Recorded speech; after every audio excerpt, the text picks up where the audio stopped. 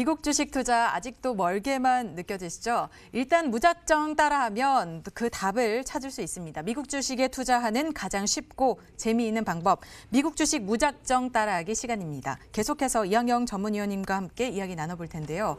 오늘 소개할 미국 주식은 전 세계 시가총액 1, 2위를 다투는 기업 애플인데요.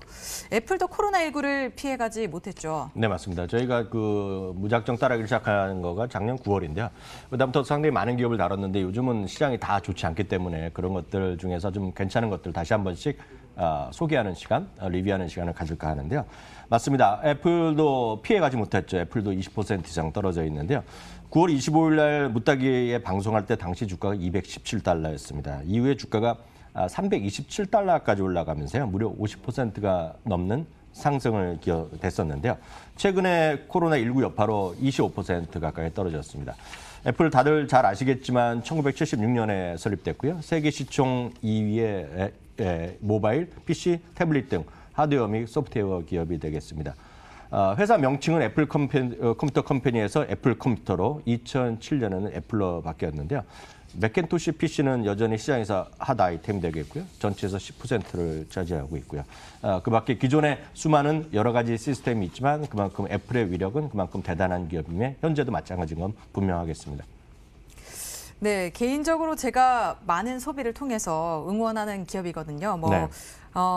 이 에어팟 이라든지 뭐 핸드폰도 그렇고 아이패드까지 제가 사면서 제가 힘들어도 이 기업은 응원을 해주자 이런 마음으로 조금 보고 있는데 이 시장의 관심은 역시 아이폰으로 대표가 되고 있습니다. 스마트 기기겠죠? 네, 맞아요. 맞습니다. 그 애플에 빠져갖고 수많은 애플 제품을 사주신 분이 그쪽도 있지만 저희도 마찬가지거든요. 왜냐하면 애플에 한번 빠지면 엄청난 숫자가 집에 차곡차곡 쌓일 수밖에 없지 않습니까?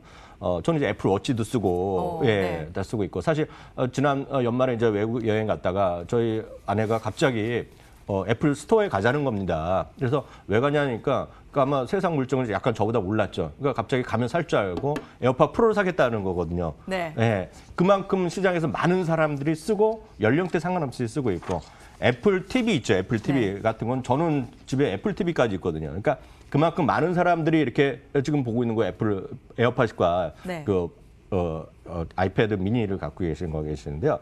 지난 4분기 실적도 아주 좋았습니다. 1월 28일 날 실적을 발표했는데요. 매출이 9% 늘어났고요. 이익도 마찬가지입니다. 아이폰이 8%가 늘어났고요.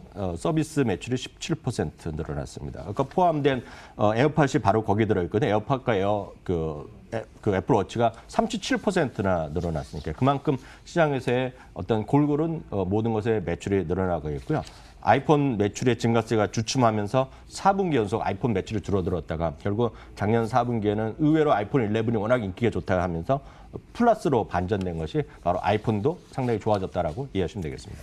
네, 맞습니다. 저도 아이폰 11을 사려고 조금 오래 기다렸던 기억이 나는데 오늘은 또 애플 카드에 대해서 조금 더 집중해서 얘기를 해주신다고 합니다. 네, 맞습니다. 오늘 애플 카드를 좀 말씀드리겠는데요. 사실 애플 카드는 현재는 미국에서만 지금 이슈가 되고 있거든요. 하기 때문에 제가 이제 미국에 계신 뭐 친구나 이런 분은 부러운 게 딱 하나밖에 없습니다. 이거 애플 카드를 쓸 수 있고 갖고 있는 사람이 부러운데 보신 분 뭐 유튜브나 이렇게 보시면 되겠지만 언박싱하는 것도 많고 일단은 소위 간지나는 카드 그 자체가 되겠는데요. 작년 3월에 처음 발표가 됐고요. 8월 20일부터 미국에서 이슈가 됐고 말씀드렸다시피 아직은 미국에서만 이제 가능한데요. 아직 공식적으로요. 얼마나 발급됐고 사용 규모가 얼마인지를 팀 쿡의 입에서 지금 애플이 공식적으로 발표한 적은 한 번도 없습니다. 그런데 이번에요. 한 2주 전에 포브스에서 애플 카드에 대한 특집 기사를 발표했는데요. 제목 자체가 흥미롭습니다. 제목 자체가 팀 쿡이 공개를 안 하니까 우리가 알려주겠다. 이런 얘기할 정도로 이런 것들을 이제 말씀드렸던 애플의 공식 의견이 아니라 포브스가 다양한 소스를 갖고 한 기사가 되겠습니다. 그래서 그 내용을 제가 소개해 드릴 텐데요. 발급자 수와 어떤 세대들이 많이 쓰고 있는지를 제가 설명드리겠습니다. 발급자 수는 310만 명입니다. 아직 얼마 안 되죠. 왜냐하면 미국 성인 중에 2.2%밖에 안 됩니다. 아직 출발한 지 별로 안 됐다는 거죠.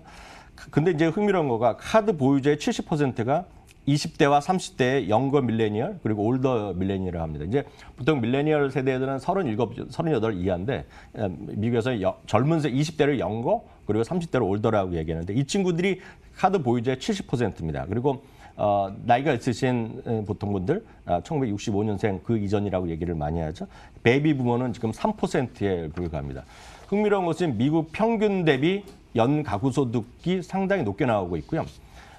미국에서 지금 현재 그 대졸 이상 있죠. 대학교 이상 학력 있는 사람들이 한 38% 정도 되는데 이 애플카드를 갖고 있는 사람들은 65% 정도 됩니다. 그만큼 고학력과 상대적으로 소득이 높은 분들이 많이 지금 애플 카드를 신청했다고 보셔야 되겠고요. 특히 이제 지금부터 말씀드린 거 여러분 또 놀라실 거고 저는 사실 이 부분에 상당히 주목하고 있습니다. 저희 방송이 단기적으로 오늘 사자 이런 느낌이 아니기 때문에 좀 여기서 집중해 보실 필요가 있겠는데요.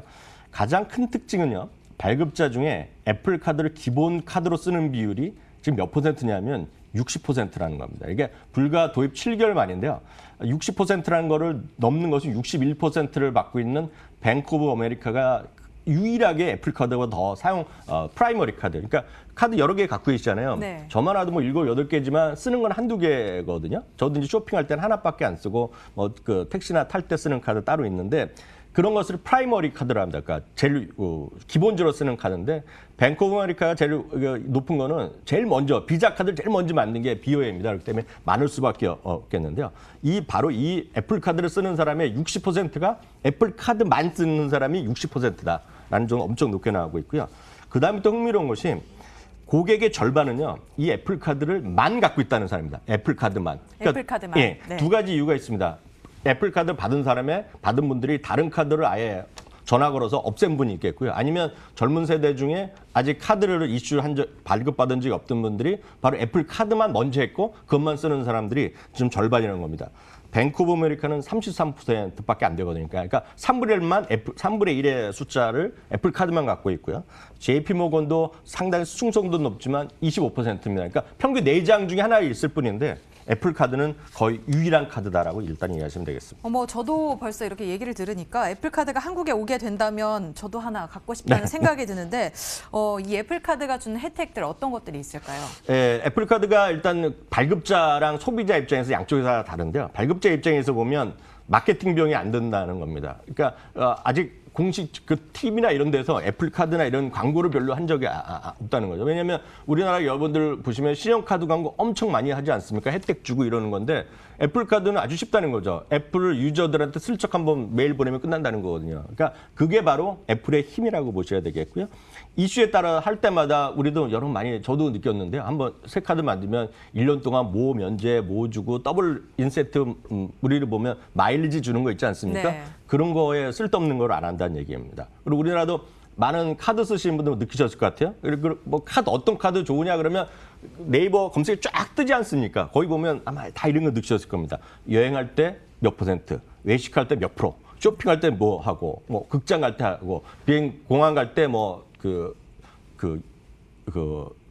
무료 주차 파킹 도와주는 거 네. 그런 거 무료 이렇게 나오지만 몇 번이나 쓰겠냐는 거죠. 그래서 애플은 아주 단순했다는 겁니다. 뭐냐면 혜택 주는 거가 우버, 리프트, T모바일. 그러니까 가장 많이 젊은들이 쓰고 핸드폰 요금할 때 거기에 마일리지를 줬고요. 또 가장 핵심적인 거는 애플 제품 살 때 2%, 3% 작년 연말에 또 더블 마일리지를 줬거든요. 그리고 모든 애플 카드 살 때보다 단순하게 2% 마일리지 주고. 그러니까 아주 단순하고 딴 데 비용이 안 나가는 것들이죠. 그러면서 결국은 애플의 소위 금융 결제 시스템의 에코의 시스템이 확대되고 있다. 아주 단순하지만 여기에 젊은 사람들이 충성도가 높아진 그런 이유다라고 이해하시면 되겠습니다. 네, 방금 말씀해 주신 것만 들어도 저도 굉장히 혜택이 좋다고 느껴지는데요. 월가의 의견은 어떤지 또 주가는 앞으로 어떻게 될지 좀 짚어주시면 좋겠습니다. 네, 맞습니다. 매수는 27명 여전히 매수 27명 많고요. 보유가 12명, 매도가 3명입니다. 여전히 의견이 섹시하게 엄청나게 높은 건 아니거든요. 그 애플의 흐름 자체가요. 다만 목표 주가 평균은 313달러로 최근에 주가 하락 때문에 오히려 괴리도가 상당히 높아졌다라고 일단 이해하시면 좋겠고요. 주가만 보더라도 지금 상당히 떨어져 있지만 다른 주가보다는 그나마 선방하고 있다고 보셔야 되겠고요. 장기적으로 늘 같은 말씀드리지만 애플 쓰시는 분들은 애플을 계속 쓸 가능성이 거의 95% 이상이거든요. 그런 관점에서 여전히 애플을 갖고 계신 분, 없으신 분 여전히 지금 매수하면 장기적으로 좋겠다 이렇게 생각 전해드립니다. 네, 오늘 애플 소식 전해드렸습니다. 지금까지 MTN 이항영 전문위원과 함께 이야기 나눠봤습니다. 위원님 고맙습니다.